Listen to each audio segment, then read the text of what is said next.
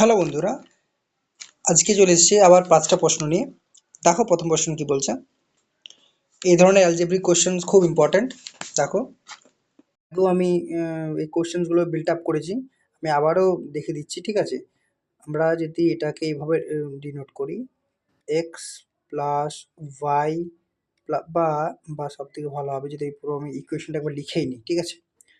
দেখো কি বলছে, আমরা জানি A cube plus B cube plus C cube minus 3ab, আমি এবিসি বলছি, লিখছি এক্স ওয়াই জেড, সেটা কনফিউজ হয় না, ঠিক আছে? অভ্যাস তো যাই হোক, ঠিক আছে। X cube plus Y cube plus Z cube minus 3xyz equals to কী হয় না, X plus Y plus Z into X plus Y plus Z তার হোল স্কোয়ার, এটা এটা ইন্টুটা পুরোটা আছে, ঠিক আছে? Minus 3 into X Y plus yz plus zx, এটা পুরোটার মধ্যে আছে, ঠিক আছে? বুঝতে পারলাম? এবার দেখো এখানে এক্স ওয়াই জেডটা বাদ দিয়ে আছে পি কিউ আর, ঠিক আছে, কোনো ব্যাপার না। তাহলে আমরা যদি একবার এই কোশ্চেনটা কী আছে সেটা লিখে নিই, P cube plus Q cube plus R cube minus 3 Q R, ঠিক আছে? তো আমরা যদি এই যে প্রথম যে আমি ইকুয়েশনটা লিখলাম এইটার সাবস্টিটিউট করি আমরা, তাহলে এটার সমান কী পাবো আমরা, দেখো P plus Q plus R, ঠিক আছে, এটা পুরোটার bracket P plus Q plus R পুরোটার হোল স্কোয়ার, ঠিক আছে, এটা পুরোটার হোল স্কোয়ার, ঠিক আছে, পুরোটার হোল স্কোয়ার, সরি, পুরোটার হোল স্কোয়ার, ঠিক আছে, পুরোটার whole square minus 3 into P Q, sorry আমি আবার এক্স ওয়াই লিখছি, P Q plus Q R plus P R, ঠিক আছে? দেখো এরপর কী হবে, এরপর যদি আমরা মানগুলো বসিয়ে দিই, তাহলে এখানে P plus Q plus R মান দেওয়া হয়েছে 13 স্কোয়ার, ঠিক আছে, এটা minus 3 into P Q P R Q R মান দেওয়া আছে 30, ঠিক আছে? তাহলে এটা ব্র্যাকেটে 13 থাকলো, এটা হয়ে গেল 169 মাইনাস 90, ঠিক আছে? তাহলে এটা 13 ইন্টু 169, 90 ডিফারেন্স কত, 79, ঠিক আছে? তাহলে এটা হয়ে যাবে কত, 817, ঠিক আছে, সরি সরি 1040, মানে 1040 আর 13 মাইনাস, তাহলে 1023, তাই না? এই সরি 1027, ইট ইকুয়ালস টু 1027, ঠিক আছে? দেখে নাও, ঠিক আছে? নেক্সট কোয়েশ্চেন কি বলছে দেখো, দ্য স্ল্যান্ট হাইট অফ এ কোন is 20 centimetre if area of its base. Slant কোন বলতে যদি আমরা কোনটা ড্র করি, তাহলে দেখো এরকমটা হবে, এরকমটা হবে কোন, ঠিক আছে? তো এটা আমাদের হাইট হয়, এটা হচ্ছে স্ল্যান্ট হাইট, আচ্ছা, তির্যক উচ্চতা, ঠিক আছে, স্ল্যান্ট হাইট বা তির্যক উচ্চতা, আর এটা আমাদের হাইট হয়, এটা আমাদের হাইট হয়, উচ্চতা, ঠিক আছে, আর এটা আমাদের রেডিয়াস, এখান থেকে এটা রেডিয়াস, ঠিক আছে? এরপর কি দেখা বলেছে আমাদের, কি বলেছে, বেস, এই বেস এরিয়াটা, বেসটা আমাদের কি একটা সার্কেল, তাহলে সার্কেল এরিয়া কি আমরা জানি, পাই আর স্কোয়ার, কী দেওয়া সেটা আমি লিখে নিচ্ছি আগে, প্রথম কথা। তাহলে এই 1 নম্বর ইকুয়েশন দেওয়া হচ্ছে, এবার এখান থেকে দেখো আমরা আর এর মানটা পেয়ে যাবো, তাহলে আর স্কোয়ার ইকুয়ালস টু কী লিখতে পারি, 16/পাই। এবার আমরা যদি পায়ের ভ্যালুটা পুট করি তাহলে 616, পায়ের ভ্যালু 22-7, 7টা উপরে উঠে যাবে, ঠিক আছে? যদি কাটাকাটি করি দেখো এটা হয় 22 দুগুণে 22 ইন্টু 2 44 হয়, 17, 22 8 হয়, ঠিক আছে? তো এটা 196 হয়ে যায়। তাহলে আর স্কোয়ার ইকুয়ালস যদি 196 হয়, আর ইকুয়ালস টু 14, মানে রুট ওভার 196, আমি ওই লাইনটা লিখলাম না, ঠিক আছে, তাই গেল। তাহলে আর এর মানটা পেয়ে গেলাম আমরা। কি চেয়েছে? Curved surface area, curved surface area. আর আমরা জানি যে আমাদের কার্ভড সারফেস এরিয়া কী হয়, অর্থাৎ যে কোন কার্ভড সারফেস এরিয়া অফ কোন, curved surface area, curved surface area of কোন কি হয় না পাই আর এল, যেখানে এল ইকুয়ালস টু কী হয়, স্ল্যান্ট হাইট হয়। এল ইকুয়ালস টু স্ল্যান্ট হাইট হয়। এল ইকুয়ালস টু মানে এলকে কীভাবে ডিনোট করে, স্ল্যান্ট হাইট, বা স্ল্যান্ট হাইটকে আমাদের এল দ্বারা ডিনোট করি, ঠিক আছে, এইচ জিএসটি হাইট, ঠিক আছে। তাহলে পায়ের মানটা 22/7, আর আমরা 14 পেয়েছি। আর স্ল্যান্ট হাইট দেওয়া হয়েছিল কত, আমাকে কত দিয়েছিল, আমাদের স্ল্যান্ট হাইট কত বলা হয়েছিল, 20 সেমি বলা হয়েছিল না। এই যে এখানে প্রথম লাইনটাতেই বলা হয়েছিল আমাদেরকে 20 সেন্টিমিটার। তাহলে স্ল্যান্ট হাইট হয়ে গেলো 20 সেন্টিমিটার। তাহলে যদি এখানে ভ্যালুটা পুট করি, ঠিক আছে, তাহলে ভ্যালুটা যদি পুট করি আমরা, তাহলে এটা 20 যদি পুট করে দিই, তাহলে কত হয়ে গেল, 7 দুগুণে 14, তাহলে কত গেল, 44 ইন্টু 20, তাহলে 880 এত সেন্টিমিটার স্কোয়ার, ঠিক আছে। Next question, sorry, size of a triangle 26 centimetre, 28 centimetre, 30 centimetre. তিনটা আমাদের বাহু দেওয়া হয়েছে, 26 সেন্টিমিটার, 28 সেন্টিমিটার, 30 সেন্টিমিটার, ঠিক আছে। তাহলে এরিয়া বের করতে বলছে। দেখো আমরা যে কোনো ত্রিভুজের ক্ষেত্রে এইভাবে বের করতে পারি, আমাদের root over S into S minus A into S minus B into S minus C, যেখানে A B and C are the sides of the triangle, যে ট্রায়াঙ্গেলটা দেওয়া হবে the sides, এবং এস হচ্ছে S equals to semi perimeter, খুব important একটা term কিন্তু, semi perimeter. Semi perimeter equals to perimeter by 2। আর আমরা জানি কোনো ট্রায়াঙ্গেলের প্যারিমিটার কী হয়, A plus B plus C by 2। তার মানে কি দাঁড়ালো, S equals to A plus B plus C by 2, ঠিক আছে। তাহলে মানগুলো বের করে নিই। তাহলে এসের মানটা কী হবে, S equals to 26 plus 28 plus 30 by 2 হয়ে যাবে, তার মানে, ঠিক আছে। কত দাঁড়াবে দেখো, 42, ঠিক আছে, 42, ঠিক আছে, 80 সেন্টিমিটার। এরপর ভ্যালুগুলো পুট করে নিই, ব্যাস। রুটের মধ্যে আমরা ছিল সব কিছু, ঠিক আছে। এই জায়গাটা রুটের মধ্যে রুট ওভার এই ছিল না, এস ইন্টু, তাহলে আমরা যদি ভ্যালুগুলো পুট করি, রুট ওভার এস বলতে 42, ঠিক আছে, 42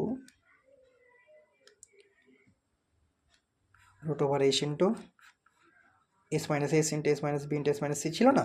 তাহলে এস বলতে কত কত পুট করবো, 42। তাহলে যদি 42 পুট করি, 42 ইন্টু 42 মাইনাস এ, অর্থাৎ 42 মাইনাস 26, কারণ এগুলোতে এটা তো এ, এটা তো বি, আর এটা তো সি। তাহলে 42 মাইনাস 26 কত হয়, 16, ইন্টু 42 মাইনাস 28 কত হয়, 14, আর 42 মাইনাস 30 12, ঠিক আছে, ঠিক আছে। তারপর যদি রুট থেকে বার হয়, একটা করে বার হয় আমরা জানি, ঠিক আছে।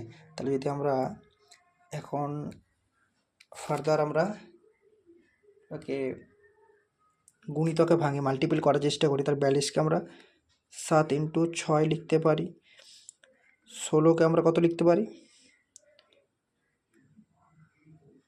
4 ইন্টু, এটা আমরা লিখতে পারি, বা 16কে 16 যদি লিখে দিই কোনো ব্যাপার না। 14কে আমরা 7 ইন্টু 2 লিখতে পারি, 12কে 6 ইন্টু 2 লিখতে পারি। রুটের বাইরে বেরোলে দুটো করে একটা বের হবে, তাহলে দুটো 7 একটা 7 বার হবে, দুটো 6 একটা 6 বার হবে, একটা 16 একটা 4 বার হয়ে যাবে, 16 জন্য 4 বার হবে, 7 6 7 6 বার, দুটো 2 একটা 2 বার হবে, ঠিক আছে। কত হলো ক্যান্সেলটা, ঠিক আছে। তাহলে 42 ইন্টু 8 কত হবে? 336 সেন্টিমিটার হয়, যদি পারি কি যে সরি ক্ষেত্রে বলতে চাইছিল আমাদের, সেন্টিমিটার স্কোয়ার হবে, ঠিক আছে, তাই না? পরের প্রশ্ন, A reduction of 20% in the price of wheat enables a customers to obtain 8 kg more wheat for rupees 160, the price for kg of wheat before reduction. কিছু না, আমাদের বলেছে যে আমাদের 20% আমাদের যে গম নিতাম, তো সেখানের আর দাম কমেছে 20%, যার জন্য কিন্তু আমরা 80 কেজি 80 কেজি নয়, ভুল বলছি, 8 কেজি আমরা বেশি কিনতে পারছি। তো তাহলে 160 টাকায় 8 কেজি বেশি কিন্তু 160 টাকাতে কিন্তু, তাহলে বলছে রিডাকশন হওয়ার আগে, অর্থাৎ দাম কমার আগে আমাদের প্রতি কেজি গমের মূল্য কত ছিল। ঠিক আছে, খুব সুন্দর কোশ্চেন। এরকম এইখানে কিন্তু একটা কনসেপ্ট কাজে যেটা আমাদেরকে উজ্জ্ব করা হয়েছে, যে আমরা জানি এটা হচ্ছে তোমার quantity into consumption equals to expenditure হয়, ঠিক আছে, এক্সপেন্ডিচার, ঠিক আছে, ঠিক আছে। কোয়ান্টিটি ইন্টু কনজামশন এক্সপেন্ডিচার মানে যদি আমি ভালো করে গদা বাংলায় বলতে চাই, আমি ধরো 5টা সাবান কিনলাম, 5টা লাইফবয় সাবান কিনলাম, 5টা লাইফবয় সাবান, প্রতিটার দাম 5টা সাবান কিনলাম, প্রতিটা সাবানের দাম হচ্ছে 10 টাকা করে, তাহলে টোটাল এক্সপেন্ডিচার কত? 50 টাকা, সেইটাই বলতে চাইছে, ঠিক আছে।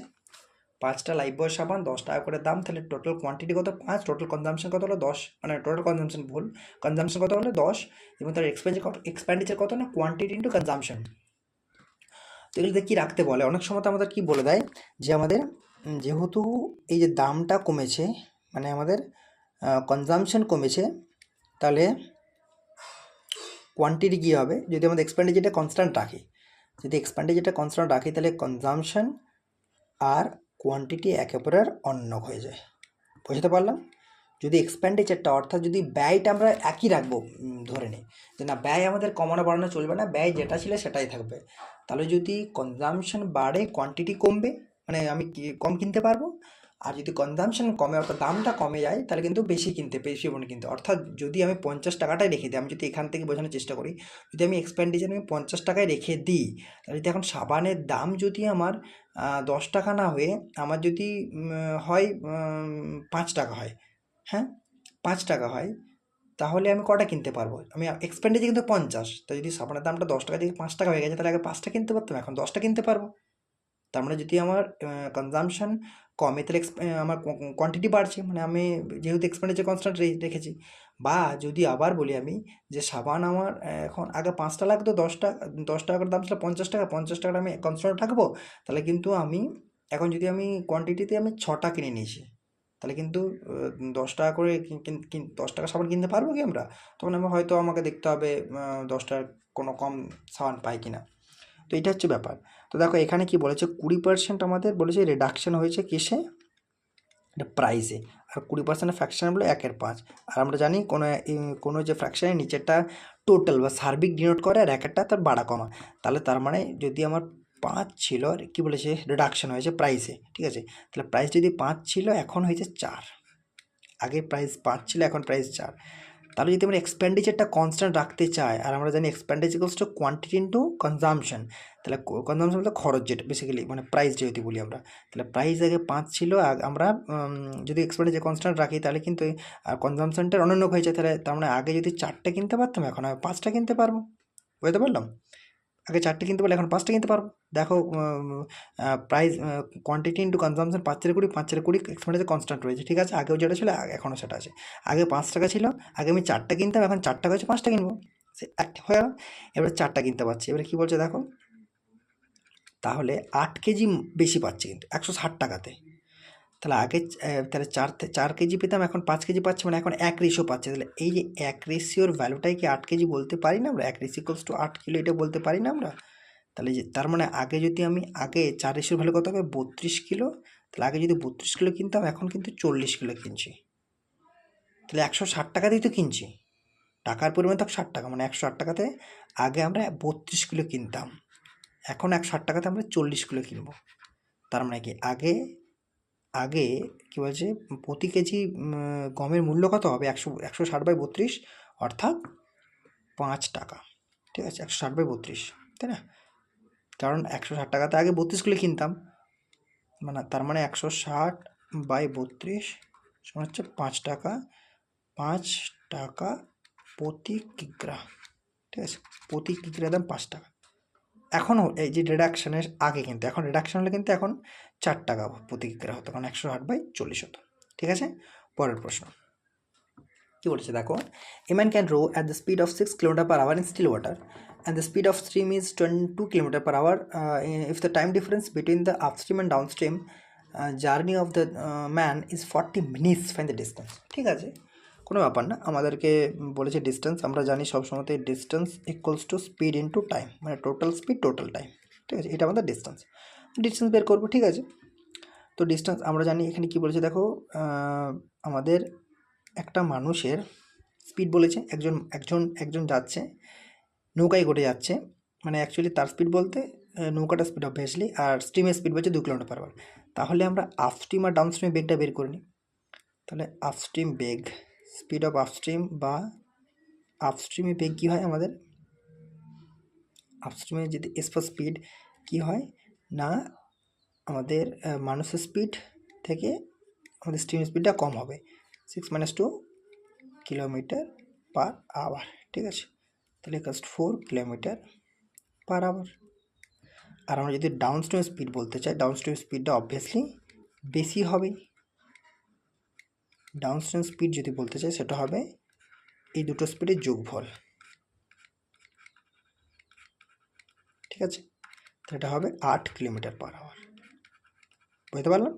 এরপর দেখো আমরা কিন্তু রিলেটিভ স্পিডের রিলেটিভ স্পিড বলাটা ভুল, এভারেজ স্পিডের রিলেশনটা কি পেয়েছি বা ইকুয়েশনটা, 2 যদি একটা স্পিড এ হয় একটা স্পিড বি হয়, 2 × AB/A+B।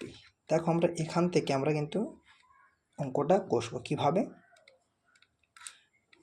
ঠিক আছে, কী বলছে দেখো, 2AB/A+B, তাই না, ঠিক আছে।